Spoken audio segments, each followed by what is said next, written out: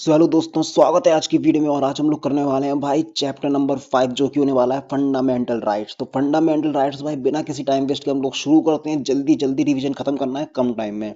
तो fundamental rights भाई part 3 में दिए हुए हैं एंड आर्टिकल 12 टू 35 कवर करते हैं। तो फंडामेंटल राइट्स होती क्या है भाई?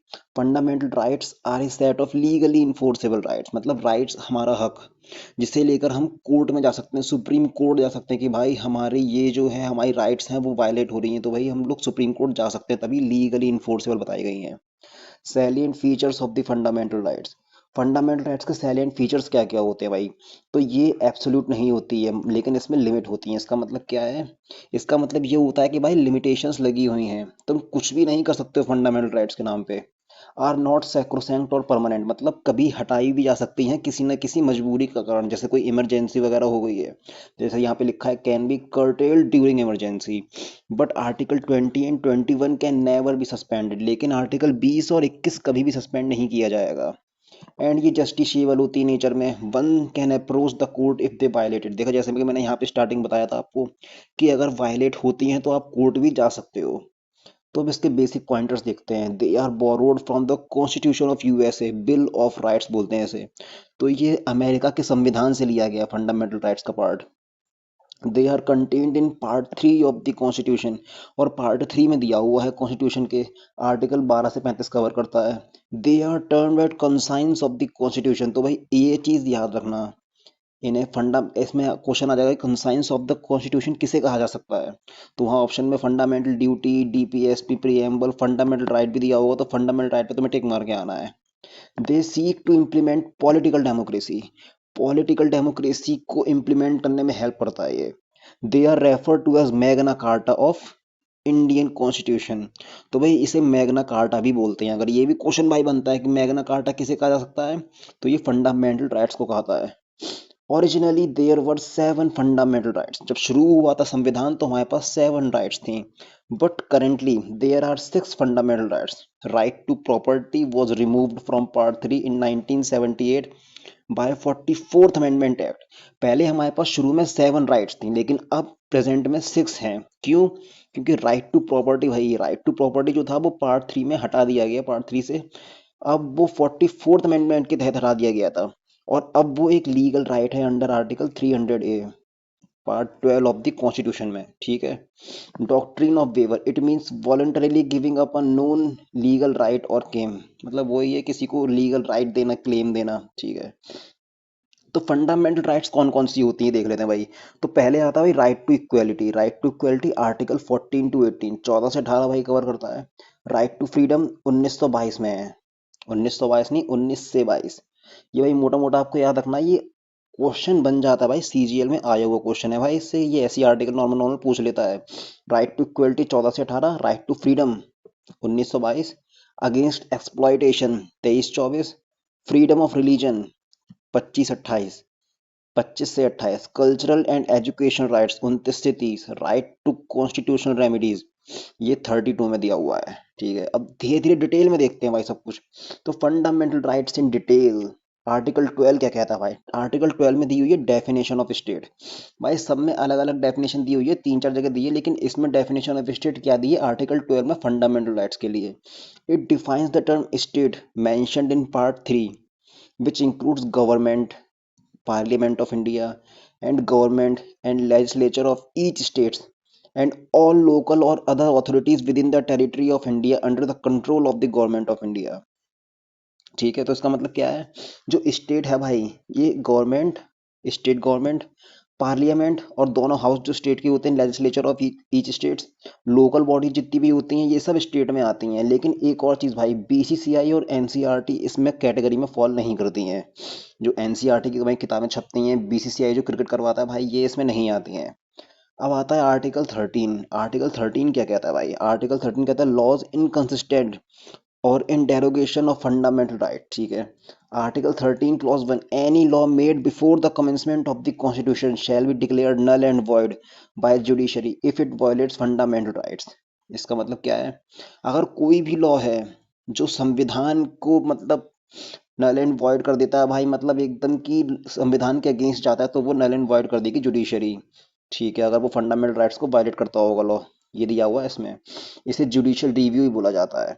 Doctrine of eclipse based upon 13 clause 1, a law that violates fundamental rights become inoperative to that extent but is not completely void।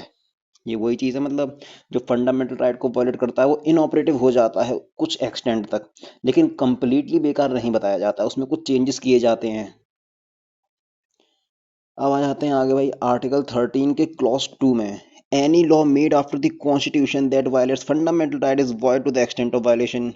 तो भाई ये इतना खास मुझे लगा नहीं, ये इतना इंपॉर्टेंट है नहीं। इतना नॉर्मल तुम लोग जुडिशियल रिव्यूज देख लेना, क्योंकि इसमें मैंने क्वेश्चन देखे नहीं, मतलब मैंने जितने पीवाई को देखे इतना कुछ नहीं फंसता है। ये देख लो चाहो तो एक case Marbury versus medicine 1803 is the landmark US supreme court case that first establish the principle of judicial review. तो अगर पूछा जाए पहली बार जुडिशियल रिव्यू कब, ये किस केस में हुआ था, तो मार्बरी वर्सेस मेडिसिन, और ये यूएस सुप्रीम कोर्ट का केस है। आर्टिकल 14 टू 18 पढ़ते हैं भाई अब। तो आर्टिकल नंबर 14 में दिया हुआ equality before law and equal protection of laws. ठीक है, एक मतलब कानून के आगे सब बराबर हैं एंड सभी के लॉस और लॉस की भाई इक्वल प्रोटेक्शन की जाएगी। तो इसमें एक्सेप्शन कौन है भाई, द्रौपदी मुर्मू एक्सेप्शन है, हमारी president. MLAs, MPs, governor, foreign dignitaries can not be arrested in civil criminal matters. तो इन लोगों को ऐसे भाई अरेस्ट नहीं किया जा सकता है, ये हमारे president, MLA, MP, governor, foreign dignitary, ये सब जो हो गए हैं। A V Dicey considered equality before law to be a fundamental principle of rule of law. ये इतना जरूरी नहीं है। ये देखो भाई अब ये चीज हो गई है इक्वालिटी बिफोर लॉ और इक्वल प्रोटेक्शन ऑफ लॉ। इसमें क्या मतलब है इसका, ये this is a negative concept taken from UK. ये इक्वलिटी बिफोर लॉ का जो है भाई ये नेगेटिव कॉन्सेप्ट है और इसे यूके से लिया गया है। States that everyone should be treated equally in the eyes of law. इसका मतलब है कि सबको एकदम बराबर नजरों से ही देखा जाएगा, जो कि भाई कहीं कहीं पे थोड़ा सा नेगेटिव पॉइंट करता है। इक्वल प्रोटेक्शन ऑफ लॉ क्या होता है जी, पॉजिटिव कॉन्सेप्ट है और उसे यूएसए से लिया गया है। जैसे आप लोग देख रहे हो यहाँ पे ही बैठा हुआ है, इसमें दिया है भाई मतलब सबको इक्वल ट्रीटमेंट दे रहे हैं, जैसा वो है उसे वैसे देख लिया, लेकिन यहाँ पे इसकी लॉ की प्रोटेक्शन करी जा रही है। समझ रहे हो, ये देखो यहाँ आ गई, जैसे ये भी छोटी है, अब यहाँ पे इसकी दो कुर्सियां लग गई, यहाँ पे एक कुर्सी है तो ये इसके बराबर पहुंच गई, एंड इसे थोड़ा और ऊपर पहुंचा दिया गया है तो ये भी बराबर आ गया है। तो ये है इक्वल प्रोटेक्शन ऑफ लॉ।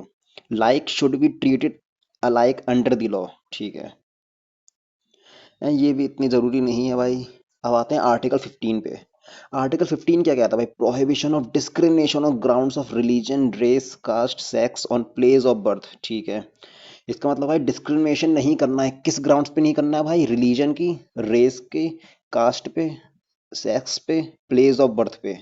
ठीक है, तो 15 क्लॉज 1 क्या कहता है, the state shall not discriminate against any citizen grounds on only of religion, race, caste, sex, place of birth. इसके अलावा अगर कुछ होता है भाई तो उसके बारे में कुछ नहीं है भाई, ये लूप होल कह सकते हो तुम। 15 क्लॉज 2 क्या कहता है, no citizen shall on these grounds to be subjected to any disability, liability, restriction और कंडीशन विद रिगार्ड टू। ठीक है, access to shops, public restaurant, hotels and places public entertainment. भाई मतलब किसी को भी इन चीज़ों से डिस्क्रिमिनेशन नहीं किया जाएगा, कि जैसे तुम रेस्टोरेंट में जाओ, जैसे कोई नीची जाति का बंदा हो गया है भाई, वो रेस्टोरेंट जा रहा है और तुम कह रहे हो कि नहीं नहीं नहीं ये ऊंची जाति वालों के लिए है बस, तो ये चीज़ गलत है। The use of wells, tanks, bathing guards, roads and places of public resort maintained wholly और partly out of state fund. सब स्टेट फंड से भाई सब लोग इनकम टैक्स भरते हैं भाई, सबके उससे होता है, तो सबका बराबर का अधिकार है। 15 क्लॉज 3 क्या कहता था, state can make special provisions for women and children. State अलग से स्पेशल प्रोविजंस बना सकती है वुमेन और चिल्ड्रन के लिए। Example, few metro seats are reserve for women. जैसे आपने देखा होगा भाई ट्रेन में एक महिलाओं के लिए आरक्षित सीट होती है, जहाँ पे कुछ मीठे लौंडे बैठ जाते हैं जाके, और भाई वो हटते भी नहीं है, औरतों के हटाने पे कहते हैं भाई मैं पहले बैठा था। अब उन्हें कोई बताओ जाके भाई कि वो महिलाओं के लिए आरक्षित है, लेकिन औरतों को भी नहीं पता होता है, वो बहुत सी औरतें लड़ झगड़ नहीं पाती उनसे और शांति से कोने में खड़ी रहती हैं।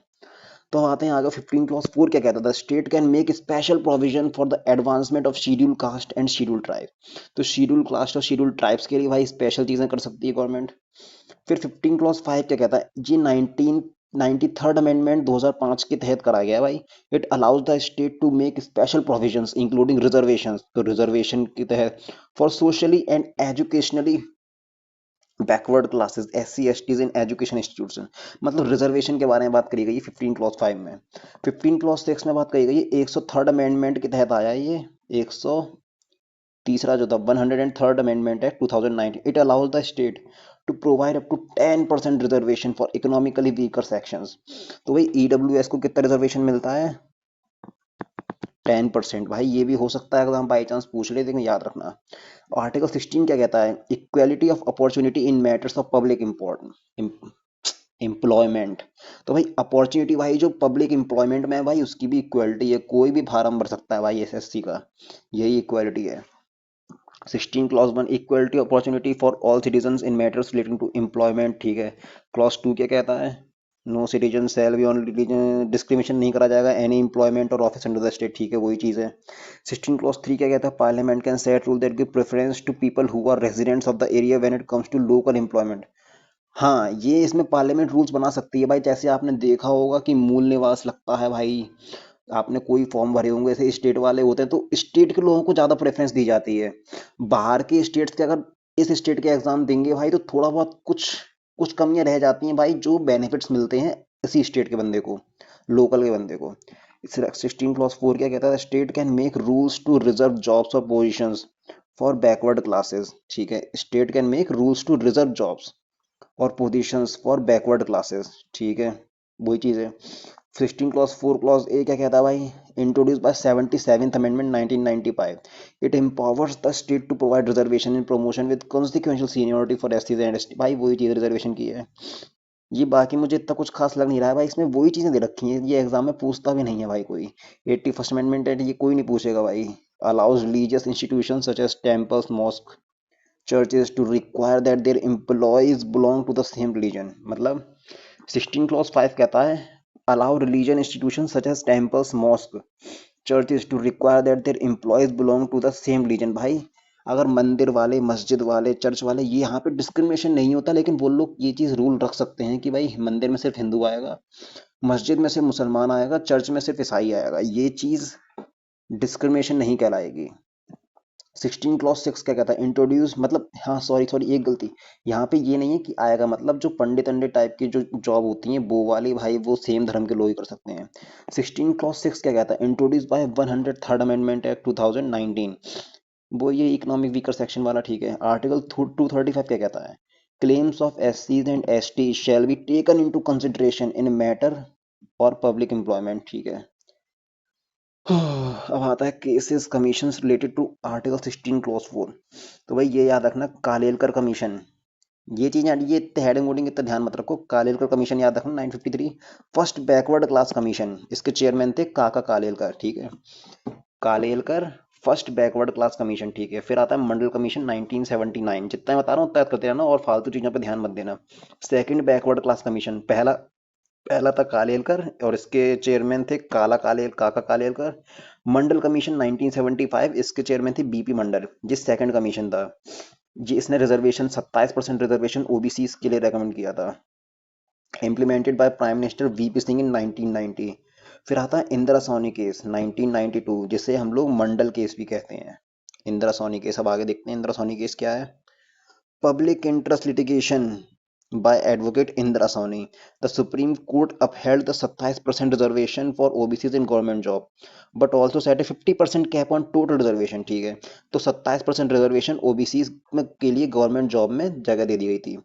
Creamy layer is to be identified in OBC are not entitled to reservation. Creamy layer क्या होता है भाई? जो ओबीसी होते हैं, कास्ट सर्टिफिकेट बनता है उसमें एक क्रीमी लेयर होता है, एक non creamy layer. Creamy layer वो होता है भाई जिनके पास अच्छी खासी इनकम है, जिनकी 8 लाख से ऊपर है सालाना इनकम, वो है। और लेकिन भाई इसमें भी लूप होल होते हैं, लोग लेखपाल को भाई 100-500 रुपये देके आराम से करवा लेते हैं। कुल सच बताओ तो भाई बहुत से भाई 90% ओबीसी वाले भाई जो आराम से सही जी रहे हैं, जिनकी 8 लाख से ऊपर इनकम है, वो भी रिजर्वेशन का फायदा उठा लेते हैं। PIL public interest litigation is taken from USA constitution, ये PIL जो है वो यूएसए से लिया गया है। फादर ऑफ PIL किसे कहते हैं इंडिया में? PN भागवत, ये भाई याद रखना, PN भागवत PIL के फादर हैं। Hussainara Khatoon versus state of Bihar, first reported case of PIL, पहला रिपोर्टेड केस PIL का Hussainara Khatoon versus state of Bihar, ठीक है। फिर आते हैं आर्टिकल 17 पे, अबॉलिशन ऑफ अनटचेबिलिटी। इसमें कुछ नहीं देखना भाई, ये सब बाकी फालतू चीजें भाई मत देखो, सीधे article 17 abolition of untouchability. Article 18 abolition of titles, ये याद रखना, टाइटल्स के लिए 18 आर्टिकल 18 में दिया हुआ है। No title other than being a military और academic distinction shall be conferred by the state. मतलब कोई भी टाइटल लेकिन मिलिट्री के माने जाएंगे, जो major, lieutenant colonel, general, brigadier वो टाइटल होते हैं माने जाएंगे, लेकिन जैसे महाराजा, राय बहादुर ये सब मान्य नहीं है। No citizen of India shall accept any title from any foreign state, मतलब ना सरकार खुद देगी ना तुम्हें कहीं और से लेने देगी। अगर बाहर का आदमी तुम्हें कोई टाइटल दे रहा है तो वो भी अलाउ नहीं है। No person holding any office of profit shall receive title from any foreign state, वही चीज हो गई है। Civilian awards are decorations and not titles. Civilian award जो मिल जाते हैं हम लोग को, पद्म वगैरह होते हैं, तो वो डेकोरेशंस होती हैं भाई, उन्हें टाइटल की तरह नहीं देखा जाता है। ठीक है। और ये किस केस में बताया गया? Balaji Raghavan versus union of India 1996 में। फिर आता है भाई आर्टिकल 19 टू 22, ये फ्रीडम से रिलेटेड होते हैं भाई। यहाँ पे तुम्हारा पूरा जो अभी कॉकरोच जनता पार्टी का प्रोटेस्ट हुआ भाई, उसकी तरफ से समझते हैं हम लोग। देखो एकदम अभी एक थोड़ी डिटेल वाली बात होने वाली है भाई, एकदम दोनों तरफ से अनबायस्ड हो जाना। ना तुम गवर्नमेंट की तरफ हो, ना तुम सीजेपी की तरफ हो, ना तुम स्टूडेंट्स की तरफ हो, तुम एकदम पढ़ाई की बातों पे आओ। उस समय देखो जो सीजेपी का प्रोटेस्ट हुआ था उसमें भाई क्या था, प्रोटेस्ट लीगल था या इलीगल, उसमें क्या हुआ वो बात की बात है। हम लोग देखते हैं संविधान के अकॉर्डिंग था या नहीं था। तो आर्टिकल 19 कहता है protection of certain rights regarding freedom of speech etcetera. ठीक है। तो 19 क्लॉज 1 क्या कहता है? All citizen shall have the right, कौन सी राइट होनी चाहिए?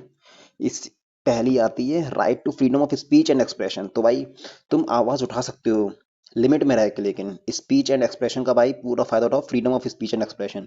बी में आता है assemble peacefully and without arms. तो वो तो हुए थे वो लोग, देखो भाई, विदाउट आर्म्स एंड पीसफुली, तुम अगर कहीं पे भी भीड़ लगा सकते हो। टू फॉर्म एसोसिएशंस और यूनियंस और कोऑपरेटिव सोसाइटीज, एसोसिएशंस बना सकते हो, यूनियंस बना सकते हो, कोऑपरेटिव सोसाइटीज बना सकते हो। हम्म, हाँ। एंड उसके बाद भाई आता है to move freely throughout the territory of India. तो वो ये भाई साउथ इंडिया, मिजोरम, हर तरफ से लोग चल के आ रहे थे भाई, एकदम फ्रीडम है भाई में चलने की, संवैधानिक अधिकार है उनका। To reside and settle in any part of the territory of India, कहीं भी तुम रह सकते हो। फिर आता है टू प्रैक्टिस एनी प्रोफेशन और to carry on any occupation, trade और बिजनेस। ठीक है। तो भाई इतना आपने सीजेपी की तरफ से समझ लिया होगा ना कि to freedom of speech and expression था उनकी अधिकार है ये। टू फॉर्म एसोसिएशंस और यूनियंस और कोऑपरेटिव सोसाइटीज, तो एसोसिएशन तो भाई सीजेपी ही हो गया है पूरा पूरा। ठीक है। To move freely throughout the territory of India, अलग अलग जाके प्रोटेस्ट करा भाई, जंतर मंतर, जयपुर, बैंगलोर वगैरह में। Reside and settle in any part of the territory, ये भी बात सही है। तो भाई कॉन्स्टिट्यूशनली तो सही था, बाकी तुम्हें बाद में दिक्कतें निकालनी तुम्हारी अपनी चॉइस है। एंड भाई 19 clause 2, reasonable restriction can be imposed on the grounds of public order. ये इस चीज का सरकार ने फायदा उठाया भाई, जो लाठीचार्ज करवा दिया था, कि रीजनेबल रिस्ट्रिक्शन लगा रहे हैं भाई पब्लिक ऑर्डर पे, डिसेंसी पे, मोरालिटी पे, सॉवरेनिटी के नाम पे, integrity, defamation, contempt of court, भाई सब कुछ लगा के एकदम लाठीचार्ज पेल दिया था बच्चों के ऊपर। अब hidden rights under article 19, right to internet, भाई ये हमारा अधिकार है, राइट टू इंटरनेट। हमें डेटा करवाओ, रिचार्ज करवाओ अम्मी से कह के, अम्मी को दिखाते ना, कहते ना संविधान में लिखा है हमारा इंटरनेट चलाने का अधिकार है। ये Anuradha Bhasin versus union of India case 2020। ठीक है। राइट टू इंफॉर्मेशन, ये तो पता ही होगा, आरटी एक्ट 2005। ठीक है। अब आते हैं important judgments. Romesh Thapar versus state of Madras, the supreme court held that freedom on the press is an integral of the article 19 clause 1 clause 8। ठीक है। प्रेस से रिलेटेड भाई रोमेश थापर और स्टेट ऑफ मद्रास का केस है। Shreya Singhal versus union of India, the supreme court struck down section 66 of the IT act as unconstitutional for violating freedom of speech. ठीक है, ये भी फालतू चीजें हैं भाई, इतना कुछ नहीं है, ये भी हटाई दो, कोई मतलब नहीं है। इस पे आ जाओ भाई। 97th amendment, right to form cooperatives under article 19(1) clause C. ठीक है। Article 19 clause F, right to property has been omitted by the 44th amendment 1978। ये तो बताइए भाई 44वें संशोधन के तहत राइट टू प्रॉपर्टी को हटा दिया गया था। अब ये legal right under article 300A and it is not a fundamental right. ठीक है। आर्टिकल 20 का क्या था भाई? Protection in respect of conviction for offences. अगर तुम्हें जेल हो जाती है, तुम कुछ चोरी डकैती कर लेते हो भाई, तो तुम्हारे पास कौन कौन सी राइट है? No ex post facto law, no person, इसका मतलब क्या होता है एक्स पोस्ट फैक्टो? इसका मतलब होता है no person shall be subject to a penalty greater than the prescribed by law enforced when the crime was committed. इसका मतलब ये है तुमने अगर आज क्राइम किया है और उस क्राइम का केस और सजा आज की बुक में लिखी हुई है आई बीएनएस में, तो भाई तुम्हें 4 साल बाद भी इसी टाइम की सजा के अकॉर्डिंग तुम्हें भाई सजा मिलेगी, रूल के अकॉर्डिंग। ये नहीं है कि तुमने क्राइम किया उसके बाद नया लॉ बनाए एंड उस लॉ के तहत में मिल रहा है, ऐसा नहीं होगा। No double jeopardy, a person must not be punished twice for the same offence. तो इसके मतलब यही है, अगर तुमने एक आदमी का मर्डर किया है तो तुम्हें जितनी सजा मिलेगी तुम दूसरा भी कर दो तो बराबर ही मिलने वाली है। No self incrimination, no self incrimination, a person cannot be compelled to provide information or testify against oneself but have to submit blood specimen और थंब इम्प्रेशन से फास्ट। मतलब अब पर्सन को तुम कंपलसरी नहीं कर सकते हो भाई कि तुम्हें एकदम अपना थंब इम्प्रेशन वो सब चीजें, मतलब अपनी जो पर्सनल इंफॉर्मेशन वो तुम्हें देनी पड़ेंगी, but have to submit blood specimen और थंब इम्प्रेशन। लेकिन अगर सरकार कहती है कि तुम्हें अपना ब्लड स्पेसिमेन देना, ब्लड स्पेसिमेन मतलब सैंपल ब्लड, मतलब खून थोड़ा सा, एंड थंब इम्प्रेशंस देने पड़ेंगे, तो तुम्हें देने ही पड़ेंगे। आर्टिकल 21 भाई, ये तो यूपीएससी में लगातार 4 साल तक आया था। Protection of life and personal liberty, भाई तुम्हें कुछ भी करना है तुम कुछ भी करो, वहां बस राइट टू प्राइवेसी है, राइट टू पर्सनल लिबर्टी है। No person shall be deprived of his life except according to the procedure establish by the law, ठीक है। और ये जापानीज कॉन्स्टिट्यूशन से लिया गया है। The foremost right among right to freedom is the right to life and personal liberty, ठीक है। Here are some of the following rights that have been declared in the Article 20। तो article 21 में और क्या क्या दिया हुआ है? राइट टू स्लीप, अगर तुम्हारी मम्मी तुम्हें सुबह उठाती हैं सुबह 10 बजे, तो तुमसे इन्हें दिखा देना एक बार की फैट पेन खोल के कि देखो mummy mummy mummy, right to sleep भाई हमारा संवैधानिक अधिकार है, हम तो सोएंगे। Right to freedom from noise pollution, अगर तुम रोड पे जा रहे हो बाइक से, पीछे गाड़ी वाला आके हॉर्न बजाता है, तुम हो जाते हो परेशान, तो रख दो कान के नीचे चार, कहना मेरा संवैधानिक अधिकार है। Right to shelter, right to privacy, अब प्राइवेसी भाई राइट टू प्राइवेसी है तुम्हारे पास। Right to free education up to 14 years of age, ठीक है। राइट टू गुड हेल्थ, अब तुम सूखे साखे कमजोरी हो तो इसका भाड़ में जाए, कुछ मतलब नहीं है। राइट अगेंस्ट पब्लिक हैंगिंग, ठीक है। अब ये आते हैं भाई article 20 and 21 can never be suspended. Golden try मतलब आर्टिकल 20 और 21 कभी भी सस्पेंड नहीं हो सकती, ये चीज याद रखना आप लोग।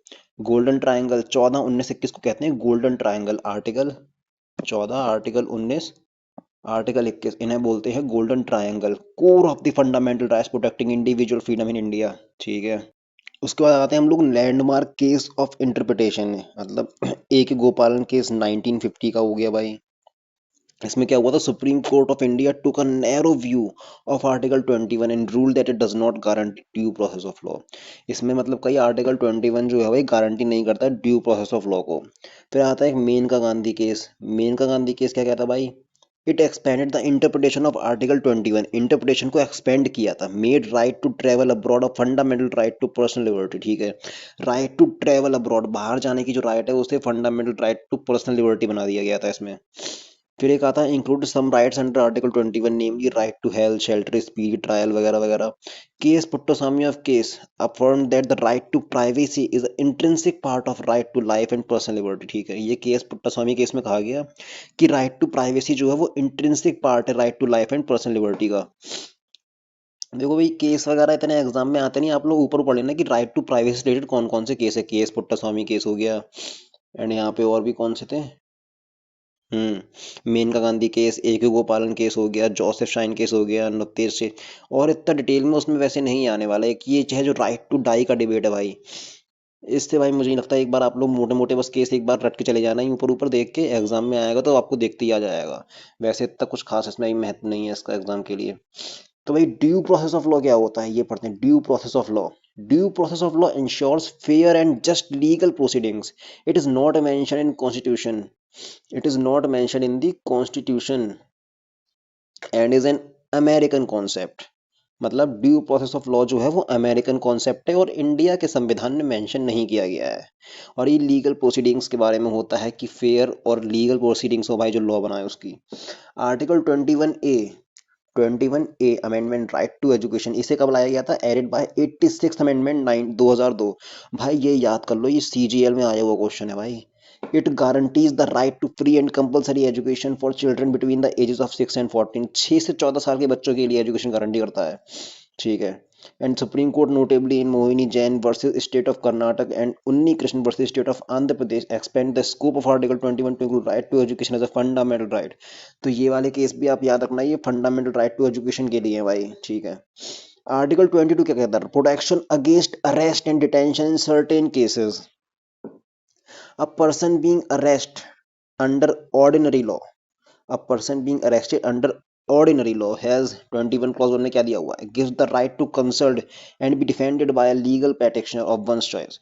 मतलब अगर मैंने भाई चोरी कर ली है तो भाई मैं जाऊंगा एक वकील के पास जाऊंगा, ये मेरा अधिकार है, कोई चिंटू पिंटू मुझे रोक नहीं सकता है भाई। मैं जाऊंगा और अपनी मनपसंद वकील जो मेरा होगा या होगी, होगी भी सकती है भाई, तो भाई मैं उसके पास जाऊंगा, मेरी मर्जी, मुझे कौन बचाएगा। 22 क्लॉज 2 में बताते हैं arrested person must be produced before the nearest magistrate with in 24 hours. इसका मतलब ये है कि जो भी मजिस्ट्रेट होगा उससे मुझे मिलना है भाई। ये तो कितना अच्छा तरीका देख रहे हो। अगर तुम मजिस्ट्रेट से मिलना चाहते हो तो तुम कोई भी गलत काम कर लो भाई, तुम जाओगे 24 घंटे के अंदर तुम्हें मिलवाया ही जाएगा, ट्रेवल टाइम हटा के। ये तो बकवास चीज है। 22 क्लॉज 3 में क्या कहा जाता है? The protection of clauses 1 and 2 do not apply to enemy aliens and persons under preventive detention. मतलब जो एनिमी एलियंस होते हैं, बाहर के देशों के लोग होते हैं, जैसे पाकिस्तान साइड के हो गए, वो उन पे अप्लाई नहीं करते हैं ये वाले। एंड जो प्रिवेंटिव डिटेंशन में होता है, प्रिवेंटिव डिटेंशन मतलब अगर पुलिस को लगता है कि मैं चोरी कर सकता हूँ तो वो मुझे पहले ही पकड़ लेगी भाई, वो होता है प्रिवेंटिव डिटेंशन, लगना कि वो गलत कर सकता है। Preventive detention can not exceed 3 months unless approved by an advisory board. लेकिन मुझे भाई वो शक के निगाहों से भी भाई 3 महीने से ज्यादा नहीं रख सकते हैं जब तक अप्रूव ना कर दे एडवाइजरी बोर्ड। ठीक है। 22 क्लॉज 5 क्या कहता है? The grounds of detention must be communicated by detenu and an opportunity to make a representation must be given. मतलब वही ग्राउंड ऑफ डिटेंशन पूरा एकदम डिटेल में डिस्कस करना पड़ता है। 22 क्लॉज 6 क्या कहता है? Authorities may with hold facts if disclosure is against public interest. Authorities जो होती हैं वो फैक्ट्स को छुपा के रख सकती हैं एक बार को, अगर वो पब्लिक इंटरेस्ट के अगेंस्ट में हो। 22 क्लॉज 7 के पार्लियामेंट में prescribe the circumstances and maximum period of preventive detention. और पार्लियामेंट में भाई डिस्कस कर सकते हैं इस चीज पे कि मैक्सिमम पीरियड क्या होगा प्रिवेंटिव डिटेंशन का। जुडिशियल कस्टडी क्या होता है? Judicial custody means an accused is detained in jail under the supervision of magistrate. मतलब मजिस्ट्रेट के सुपरविजन में जेल में रखा गया है, rather than in police lockup, police lockup की जगह पे। Following a court order, it usually occurs after initial investigation or when bail is denied। जब बेल डिनाई हो जाती तब तक दिया जाता है कभी कभी। Placing the accused under the courts authority, police require court permission for further interrogation. और उसमें अगर इंटरोगेशन पुलिस को करनी है तो उसे कोर्ट की परमिशन चाहिए होती है। Punitive detention and preventive detention. Punitive detention क्या होता है भाई? Occurs after a crime has been committed. वो चीज है ना, मैंने चोरी कर ली है भाई, मैंने चोरी कर ली है, अब मुझे प्यूनेटिव डिटेंट किया जाएगा, डिटेंशन में रखा जाएगा। प्रिवेंटिव डिटेंशन मतलब मुझे शक के आधार पर क्या मैं चोरी कर सकता हूँ भविष्य में, तो पुलिस मुझे पकड़ लेगी पहले ही, ये होता है। अब मुझे छोटा ना समझना, देखो भाई एग्जांपल के लिए मैंने बोला है। अब आर्टिकल 23 to 24 क्या कहते हैं? Right against exploitation. आर्टिकल 23 कहता है भाई prohibition of trafficking in human beings and force labour. Prohibition of trafficking in human beings and force labour. भाई तुम इतना ही याद रखो, बाकी कोई मतलब नहीं है। State can force people to do compulsory services for example during war. ये एक्सेप्शन है भाई, इतना याद रखना, बाकी कोई इतना खास है नहीं चीज। आर्टिकल 24 क्या कहता है? आर्टिकल 24 कहता है भाई prohibition of employment of children in hazardous places. मतलब वही चाइल्ड लेबर बंद कराओ, वही चीजें हैं। ठीक है। आर्टिकल 25 से 28 right to freedom of religion. तो 25 कहता है freedom of conscience and free profession practice and propagation of religion. मतलब वही चीज है भाई, फ्रीडम, तुम कोई भी रिलीजन चुन सकते हो भाई। और ये article 26 freedom to manage religious affairs. अपने रिलीजियस अफेयर्स मैनेज कर सकते हो, ये फ्रीडम है तुम्हें। Every religious institution or section shall have the right to establish and maintain religious institutions। ठीक है, अपने अपने इंस्टीट्यूशन बना सकते हैं। Manage their own religion affairs. ठीक है, ये बात भी सही है। Own and acquire movable and immovable property. ठीक है। Administer property in accordance with law. ठीक है। Article 26 also guarantees collective freedom of religion. ठीक है। जुकाम हो गया यार।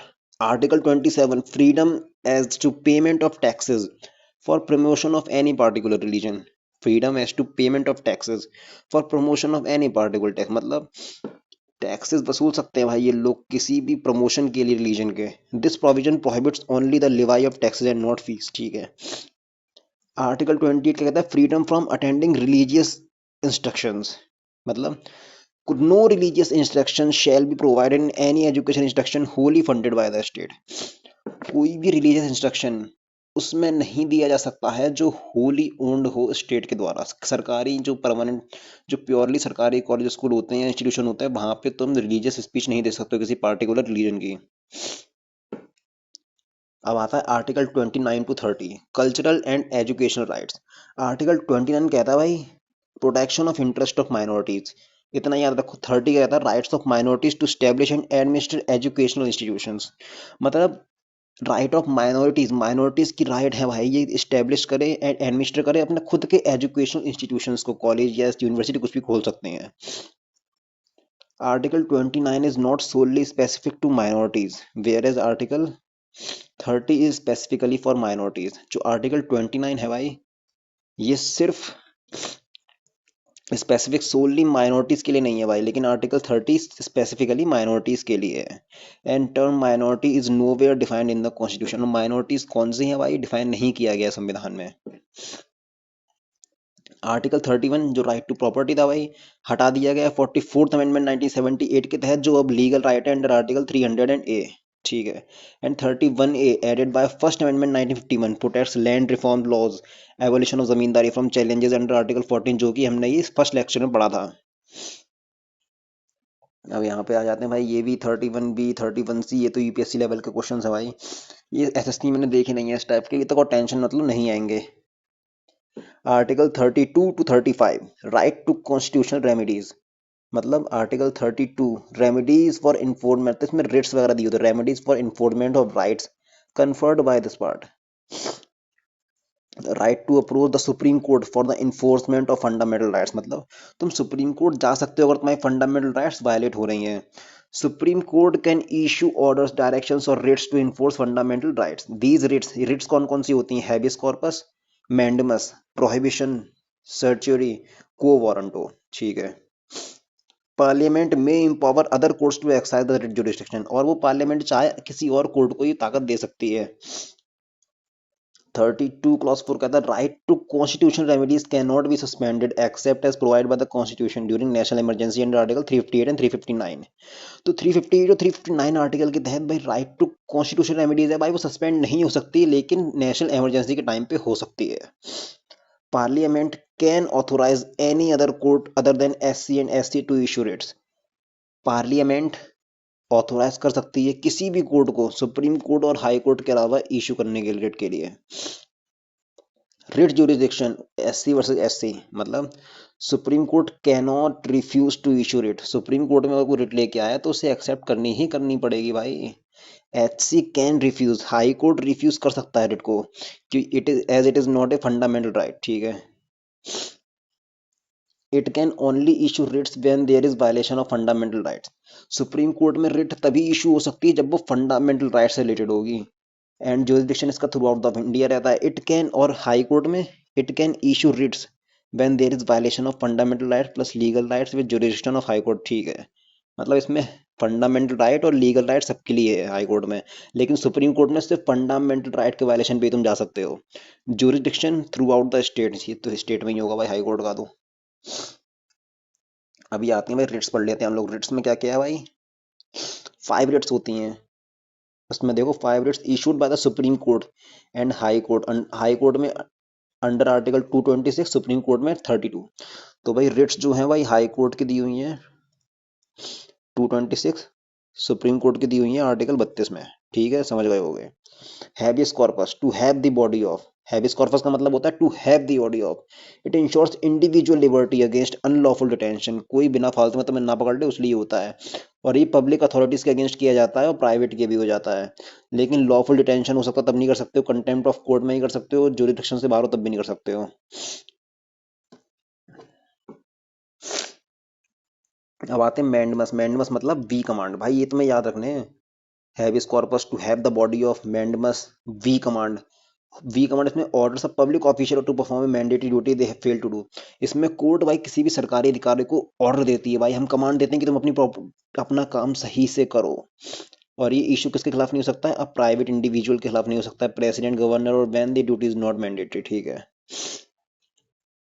प्रोहिबिशन का मतलब होता है to forbid, issued by a superior court to a lower court. मतलब इसमें सुपीरियर कोर्ट जो होती है वो नीचे वाली कोर्ट को बोलती है कि अब छोड़ो यार, तुमसे ना हो पाएगा लाडले। Issued against judicial and quasi judicial authority. Quasi judicial मतलब भाई जो आधा न्याय वाला काम कर लेती है। Certiorari to be certified, issued by a higher court to transfer a case pending in the lower court to itself or nullify the lower court's order acted beyond jurisdiction, ठीक है। इसका मतलब यह है सुप्रीम कोर्ट चाहे तो high court से कोई भी केस ले सकती है एंड हाई कोर्ट का डिसीजन को अमान्य कर सकती है। को वारंट का मतलब होता है by what authority challenges a person's right to hold a public office. इसका इसका मतलब ये है, अगर मुझे कोई पकड़ के ले जा रहा है तो कोर्ट उससे पूछेगी तो तुम किस आधार पे, तुम्हारी क्या अथॉरिटी है, तुम उससे कैसे पकड़ के ले गए हो, ये मतलब होता है इसका। डॉक्टर बी आर अम्बेडकर ने भाई आर्टिकल 32 को कहा था heart and soul of the constitution. And ये भाई PYQ है, बहुत बार आ चुका है भाई, तुम्हें याद रखना है। So heart and soul of the constitution article 32 कहा जाता है, और किसने कही थी? BR अम्बेडकर ने कही थी। अब आता है आर्टिकल 33।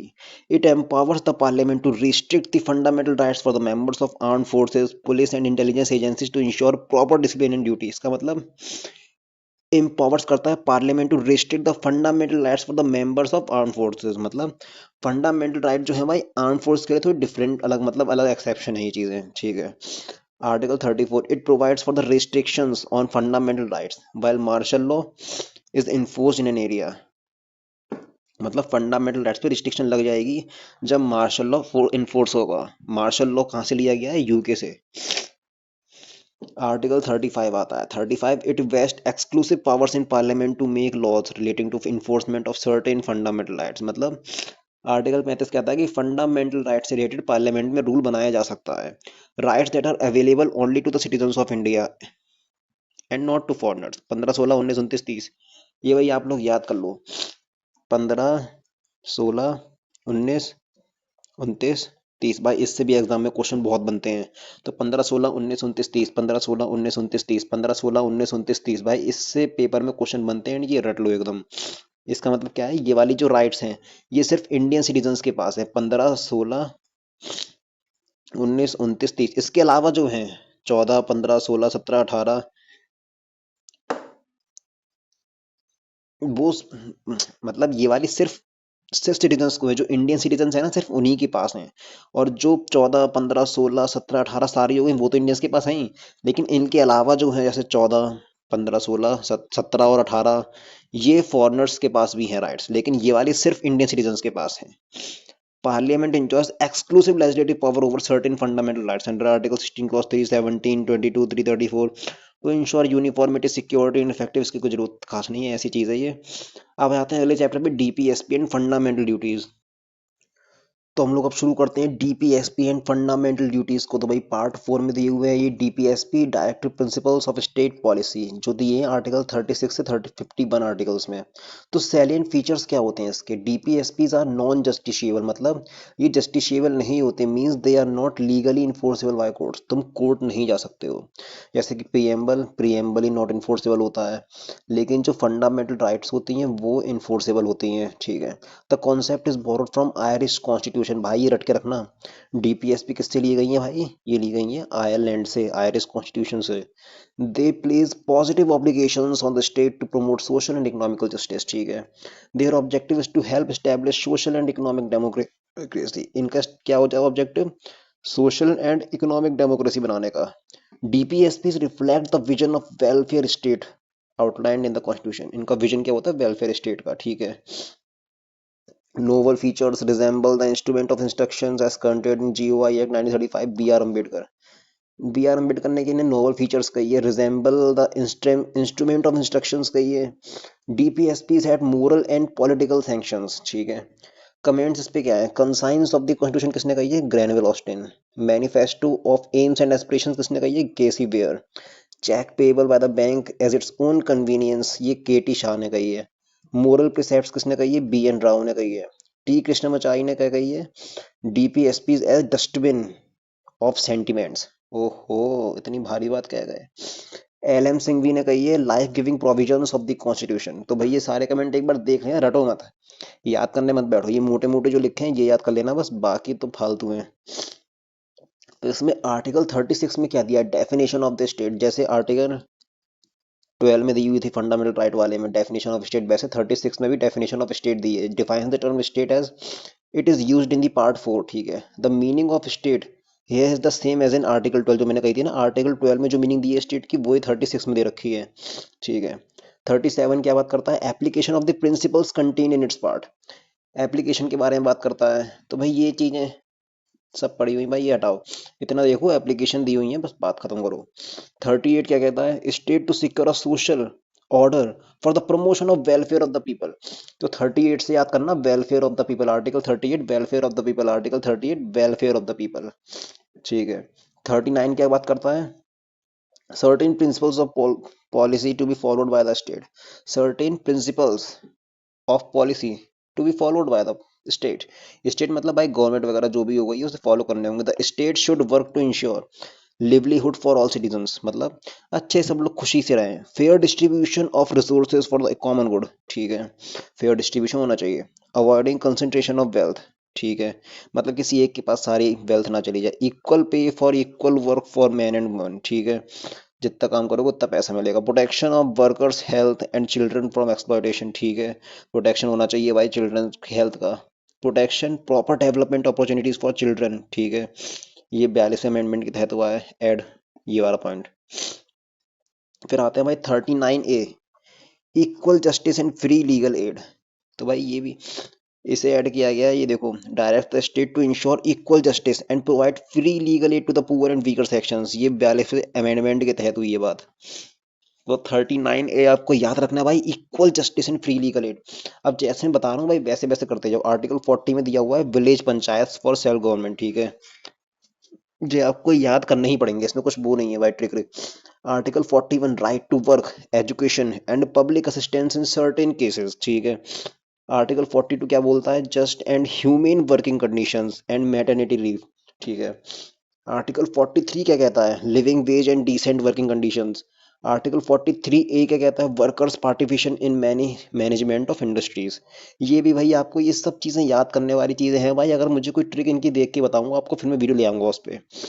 आर्टिकल 43 भी प्रमोशन ऑफ कोऑपरेटिव सोसाइटीज, जो कि 97th अमेंडमेंट एक्ट के तहत आई थी, पार्ट 9B में, ये देखो ये लिखी हुई है। Article 44 uniform civil code. Article 45 provision. और भाई यूनिफॉर्म सिविल कोड अब तक कौन कौन सी स्टेट में आ चुका, कमेंट में जरूर बताना। Article 45 provision for early childhood care and education, ये 86 अमेंडमेंट एक्ट 2002 के तहत। 46 में क्या आता है भाई? Promotion of educational and economic interest of SC ST and weaker sections. Article 47 to prohibit consumption of intoxicating drinks and drugs which are injuries to health, मतलब दारू वारू नहीं पीनी है, ऐसा 47 में कहा गया है। Article 48 organisation of agriculture and animal husbandry. ठीक है, और 48A ये वाइल्ड लाइफ से रिलेटेड है, protection of environment forest and wild life. 49 monuments related है। 50 क्या कहता है? Article 50 separation of judiciary from executive. Judiciary और एग्जीक्यूटिव, मतलब जुडिशरी और एग्जीक्यूटिव का सेपरेशन रहेगा। 51 क्या कहता है? Promotion of international peace and security. ठीक है, इंटरनेशनल पीस और सिक्योरिटी का प्रमोशन होगा। 51 clause 1 settlement of international dispute by arbitration. ठीक है, आर्बिट्रेशन मतलब बैठ के आराम से अच्छे से बातचीत करके। फिर आपने क्लासिफिकेशन ऑफ डीपीएसपीज। डीपीएसपीज को 3 पार्ट में बांटा गया है, socialist, Gandhian and liberal. Socialist aim for social and economic welfare focusing on equality and welfare state. Gandhian जो गांधी जी के विचारों के हिसाब से हो। Liberal intellectual principles prioritise individual freedoms and rights. ठीक है, तो ये आपको भाई याद करने पड़ेंगे। सोशलिस्ट में क्या क्या दिए हुए हैं? 38, 39, 41, 42, 43, 43 है, 47। गांधीयन में 40, 43, 46, 47, 48। लिबरल में 44, 45, 48 है, 49, 50, 51। ठीक है, और ये जो क्लासिफिकेशन है ये बता दूं मैं आपको, हाँ ये मेंशन नहीं है कॉन्स्टिट्यूशन में, हम लोगों ने अपने कंफर्ट के हिसाब से इन्हें क्लासिफाई कर लिया है। तो डीपीएसपी जो ऐड करे गए हैं अमेंडमेंट के तहत, 42nd अमेंडमेंट में कौन कौन से ऐड हुए ये भी देखना पड़ेगा। 39F children's healthy development, 39A equal justice and free legal aid, ठीक है। 43A participation of workers in management of industries, 48A to protect environment safeguard wild life, 44th में आर्टिकल 38 टू रिड्यूस इनइक्वालिटी, 86 तो education related है, article 45, ठीक है। 97 तो cooperative societies, 43 भी, ठीक है, हो गया भाई। ये एक बार देख लेना भाई, ये रट्टा मारने वाली है, इसे तुम आराम से बैठ के इत्मीनान से पढ़ना। Cases related to DPSP versus fundamental rights वगैरह ये चीजें हो गई। Champakam Dorairajan case, Golaknath case, after में तो अपने ये चंपकराम चंपकम दोराय राजन केस 1951, इसमें सुप्रीम कोर्ट ने कही थी कि fundamental right would prevail over DPS में, मतलब फंडामेंटल राइट डीपीएसपी से ज्यादा इंपॉर्टेंट है। एफआर आर अमेंडेबल, ठीक है। गोलकनाथ केस में क्या हुआ था, कैनॉट रिवोक अमेंड एफआर, मतलब पार्लियामेंट फंडामेंटल राइट्स को रिवोक या अमेंड नहीं कर सकती है। फिर 25वां अमेंडमेंट होता है इंसर्ट में, आर्टिकल 31 से ही आता है, laws implementing DPSPs under article 39 cannot be challenged on the grounds of contravention under article 14 and 19. No such law can be question in the court, ठीक है भाई। ये इतना जरूरी है नहीं, देखो तुम लोग बस ये रखना 25th अमेंडमेंट में आर्टिकल 31 से इंसर्ट हुआ था। केशवानंदा भारती केस 1973, ये हम लोग पहले पढ़ चुके हैं प्रीएम्बल वाले पार्ट में। 13 जज की ब्रांच बैठी थी, पार्लियामेंट अमेंड कर सकता है फंडामेंटल राइट को but cannot disturb the basic structure of constitution. Fundamental right को चेंज करे, अमेंड करे, बट बेसिक स्ट्रक्चर खराब ना हो, ये चीजें दी हुई हैं उसमें। अब आ जाते हैं भाई अगले पे, Minerva mill case 1980। Indian constitution is found on the bedrock of balance between FR and DPSP. Element क्या है बेसिक स्ट्रक्चर के भाई, separation of power, unity and integrity of the nation, fundamental right, judicial review, supremacy, constitution, parliamentary system of governments. And भाई ये constitution में नहीं दिए हुए हैं, ये लोगों ने अपने हिसाब से बेसिक स्ट्रक्चर, सुप्रीम कोर्ट ने भाई जैसे जैसे केसेस होते गए उस हिसाब से बेसिक स्ट्रक्चर डिसाइड कर दिया गया है। Difference between FRs and DPSPs. Fundamental rights, DPSP तो फंडामेंटल राइट पर देखते हैं, निगेटिव ऑब्लिगेशंस होती हैं, जस्टिशिएबल राइट्स होती हैं, focus on political democracy, protected by legal sanctions, oriented towards individual welfare, automatically enforceable होती हैं भाई, कोर्ट में तो पता ही है। और ये होती है positive obligations, non justiciable, court नहीं आ सकते, promote social and economic welfare, backed by moral political sanctions, focus on societal welfare, require legislative enactment, courts cannot invalidate violating DPSPs, ठीक है। फिर आती है पार्ट 4A फंडामेंटल ड्यूटीज, जो कि article 51A में है। इसे बोरो किया गया है यूएसएसआर से, रशिया से। Statutory and non enforceable, non justiciable, not originally part of the constitution. ये शुरुआत में नहीं था भाई, ये बाद में अमेंडमेंट से आया है, introduce through 42nd amendment act 1976 के बाद ये आया है। Applicable only to Indian citizen, not foreigners, foreigners पे नहीं है भाई, ये इंडियन पे होती है ड्यूटीज बस। और ये स्वर्ण सिंह कमेटी के तहत आया है, जिसमें 8 ड्यूटीज रेकमेंड करी गई थी। और भाई rejected duties, imposing penalties for not observing duties, ये सब रिजेक्ट कर दिया गया था। Prohibition against challenging penalty laws, ये भी रिजेक्ट कर दिया था। ड्यूटी टू पे टैक्सेस, ये भी हटा दिया गया था। On the recommendations of the Swern Singh Committee, 42nd Amendment 1976 was made to add 10 fundamental duties in Part 4A and 51A. 11th fundamental duty जो थी भाई वो आर्टिकल 51A की was added। 86th amendment 2002 education वाला add किया गया था भाई, 11वीं ड्यूटी जो थी।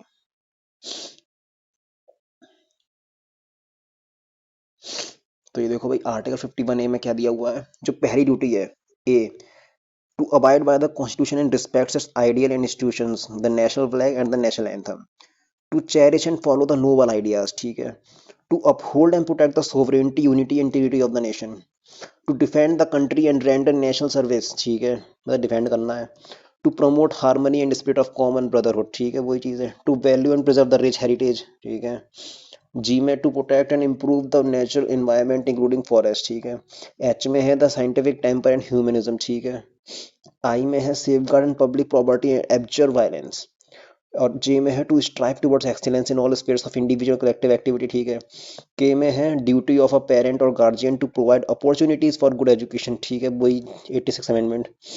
और फिर एक बर्मा कमेटी भाई याद रखना, ज्यादा ये सब मत पढ़ो, बर्मा कमेटी फंडामेंटल ड्यूटी से रिलेटेड याद रखना। Laws reflecting and enforcing fundamental duties. ये भाई छोड़ो, इतना कुछ खास है नहीं भाई ये चीजें। बस नॉर्मल एक बार देख लो, वाइल्ड लाइफ प्रोटेक्शन एक्ट वाला देख लो एक बार, ये duty G provides a legal protection to wild life and birds, ठीक है। फॉरेस्ट कंजर्वेशन एक्ट 1980 का भाई, ये भी duty G restricts for deforestation and conserve forest, ठीक है। Representation of the people act किस लिए होता है? Regulates elections and upholds democratic processes. And IPC भी, ये भाई ये सब ऐसी फालतू चीजें भर दी हैं भाई, कोई मतलब ही नहीं है, क्वेश्चन ही नहीं बनते इनसे। Fundamental duties are provided for Indian citizens only and not to foreigners. Funda ये तो पढ़ लिया था पहली बार, फंडामेंटल राइट सिर्फ, फंडामेंटल ड्यूटीज सिर्फ इंडियन सिटीजन्स के लिए, फॉरनर्स के लिए नहीं है। अब देखो trick to learn all the fundamental duties, ये देखो ट्रिक दी है याद करने की। ए से एंथम अवर फ्लैग की रिस्पेक्ट, भाई फ्लैग की रिस्पेक्ट करनी। बी से भगत सिंह, बापू के आइडियल्स को फॉलो करो, बेसिक यहाँ पे देखो दिया हुआ होगा। बी में दिया फॉलो द नोबल आइडियाज, हाँ तो इस तरह से ही। सी में दिया है means three sovereignty unity and integrity. D में डिफेंड द कंट्री। ई में इस तरह से भाई आप लोग देख लो, बहुत सही तो दिया है। एफ फोर्ट मतलब हेरिटेज की वैल्यू एंड केयर करना, एफ में दिया हुआ है। जी से ग्रीनरी, इन्वायरमेंट का प्रोटेक्शन। एच से ह्यूमनिज्म। आई से आई देख लो, eye for an eye makes the whole world blind, मतलब वायलेंस नहीं करना चाहिए। जे से जडेजा की तरह excellent performance in all spheres बनो, ठीक है। के से K12 स्कूल एजुकेशन। तो यही था भाई आज के में। इसमें थोड़ा बहुत आपको ऐसा है भाई कि अभी क्लास लेने के बाद आपको तो अच्छे से रिवीजन करना पड़ेगा, पढ़ना पड़ेगा, रटना पड़ेगा जाके। आराम से याद करो, बैठो भाई, पेपर पास आ रहा है। एंड सॉरी आज मेरी आवाज थोड़ी सही नहीं आ पाई क्योंकि भाई जुकाम हो रहा है भाई, बार बार अंदर से भाई नाक बह के आ रही है भाई, एकदम टपक रही है भाई। सॉरी। चलो मिलते हैं अगली वीडियो में।